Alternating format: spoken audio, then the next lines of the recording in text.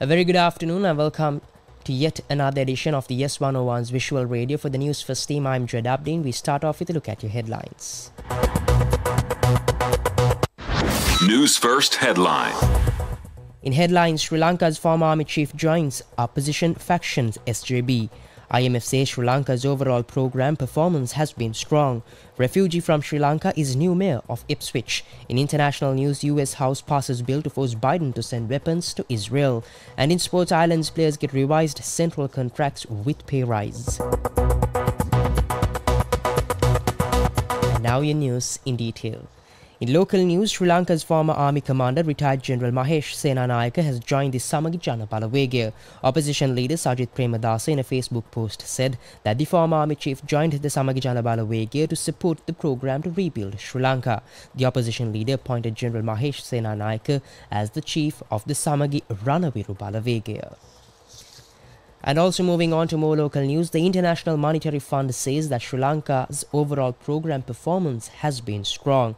Julie Kozak, Director of Communications at the International Monetary Fund, speaking to reporters in Washington, D.C., noted that Sri Lanka's macroeconomic policies are beginning to yield positive results.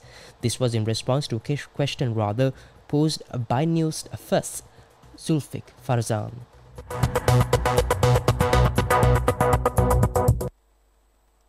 What is the status regarding Sri Lanka's review that is supposed to be taken up with the executive board? And also, there have been comments being made in Sri Lanka's political stage about revisiting the IMF program or changing the agreement.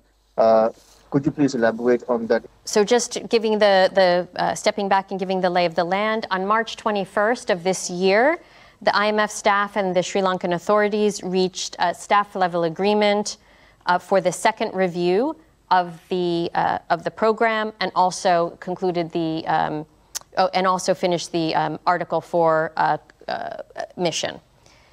Completion of the review by the executive board of the IMF requires two things. First is implementation by the authorities of the agreed prior actions, and the second is completion of the financing assurances review. And that would confirm multilateral partners' financing contributions, and the financing review will also assess adequate progress with debt restructuring. With respect to Sri Lanka's economic performance, macroeconomic policies in Sri Lanka are starting to bear fruit.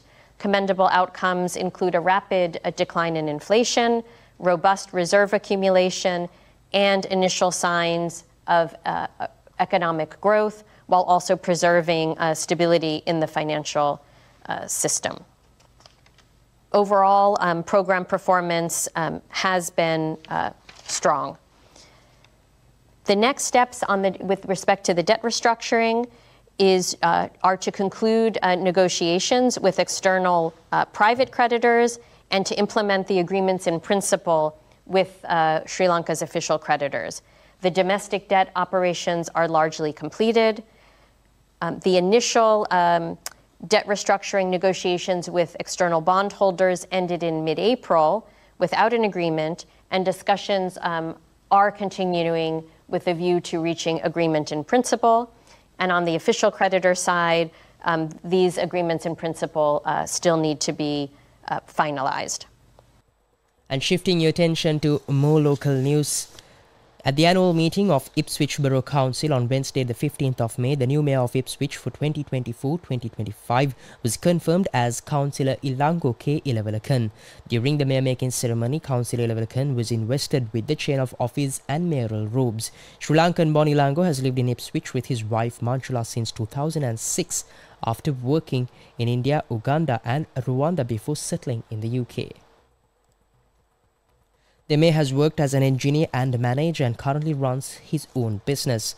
The councillor has been a St. John's Ward councillor since 2014, representing residents in that area of Ipswich. He lives with his wife Manchula, who he married in 1998 in Sri Lanka. Up next is international news.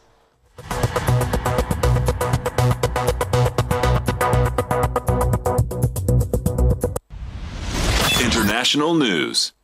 And in international news, the Republican-led U.S. House of Representatives passed a bill that would force President Joe Biden to send weapons to Israel, seeking to rebuke the Democrat for delaying bomb shipments as he urges Israel to do more to protect civilians during its war with Hamas. The Israel Security Assistance Support Act was approved 224 to 187, largely along party lines. Up next is your update on sports.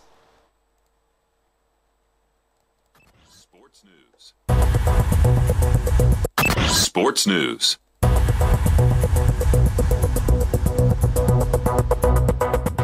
And in sports, Ireland's players have secured a pay rise after Cricket Ireland and Irish Cricketers Association reached an agreement on the terms of central contracts following a standoff. The Irish Times had reported last week that Ireland's players had rejected an offer from the board and that they ran the risk of playing June's T20 World Cup on contracts which initially expired at the end of February. But CI and IC announced in a joint statement last evening that they have agreed terms and that they are now in the process of finalizing the inaugural Memorandum of Understanding between the two parties. With that, we wrap up this edition's Yes 101's Visual Radio. For the Newsfirst team, I've been Joad Abdin. Thank you for watching. Have a nice day.